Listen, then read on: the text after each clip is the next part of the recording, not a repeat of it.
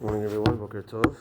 We are finishing today's Siman Resh Mem Hey, Halachot that we spoke about with regards to a store or a field that you sell to a goy, etc., and different rules regarding that. So we said the last few cases here is, let's say the owner is a non-Jew and the Jew rents it from the non-Jew, so let's say an office, and the Jew rents it from the non-Jew, but right away sublets it to another non-Jew.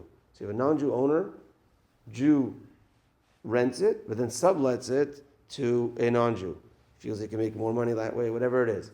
So whatever this item was, even if it's an item that not necessarily is, meaning the name of the owner is on it. So in this case here, it's a mill. Let's say back in the day, everyone knew that's Moshe's mill. The name of the owner was always on it. So let's say you have a store that it says Henry's store, a non-Jewish name. All right, so maybe it's a non-Jewish thing. Jewish guy rents the store and then sublets it to a non-Jew, so it was never on his name. So in that situation, then that could operate. And even though the Jew is making money from it, and this non-Jew is working on Shabbat, but he's working throughout the week as well, and it could operate that way because in a certain way the Jew is totally behind the scene, like he's renting it out.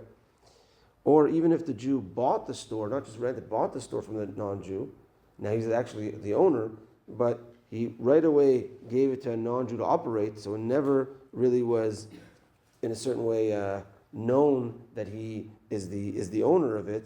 So there as well, it would be allowed, and provided that it wasn't publicized that he was now the owner, and now that he's behind the scenes.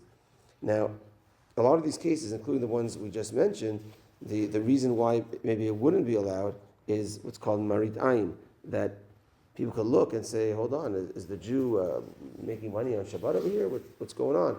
Meaning the non-Jew's operating it totally. He's paying rent to the Jew, and the non-Jew's operating it throughout the week, not just Shabbat, throughout the week, the whole time.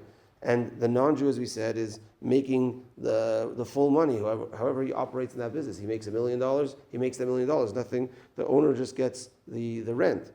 So in that type of case, the only issue would be is if it's marit ayin, and it's like, oh, it's a known thing, the Jew is operating here behind the scenes, so then, okay, we have to stay away from that. But without that, then it could work out. As opposed to, we said, if let's say you just hire that non-Jew, okay, you get your $20 an hour, but all the profits is mine, so then it's the Jewish store that's open on Shabbat, and that's for sure not allowed. So what if, the last halacha is, what if you violated, and now you made this money, and now I was like, hold on, I just learned these halachot, and I really shouldn't have made that money on Shabbat. That came through my non-Jewish employee, or how do I work it out now? So if now we're looking at the question, then the Chafetz Chaim explains as follows, that if the way that it came to you was really in an allowed way, but it was only not allowed to have been done because people might look and think that it's not allowed, marit ayin, and therefore that's why we said it's not allowed. So if that's the way the money came to you, then really halachically it's allowed, so you could keep the money. But if you did it in a way that was not allowed and totally not allowed, then in that way you're not supposed to benefit from the money. So let's say in the first case where you rented it out to a non-Jew, let's say right away, and we said it's not in a Jewish public area where they would think that, or they would know that a Jew's behind the scenes. If they were to know, that would be marit ayin and not allowed. So if you benefit and you got the money, then now you have the question, oh, am I allowed to use this money or not? So the only violation would have been just because people would have seen and think that the Jew was operating it, so then you could keep the money in that case. Whereas if, let's say, you hire the non-Jew, this is your store fully, you say, okay, look, I'm paying you $20 an hour, you just operate the store, all the profit's mine, so now that's really not supposed to be allowed. So if that was the way that it was done, not because of marit ayin, then you would need to not benefit from that money.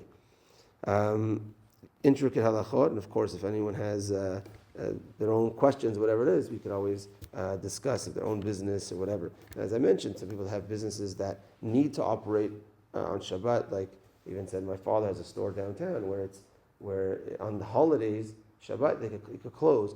But on the holidays, which is during the week, you can't. You're in a mall. They don't let you close. So there, we said one of the ways is that you give ownership. You actually write a contract that ownership is for the non-Jew during the day. And yes, you'll have to figure out that that non-Jew that's making his salary is getting it from those days that he owns the business. So ways how to work it out. Okay, that's that for today. Mincha tonight at 4:40. Have a good day, everyone, and Shabbat Shalom.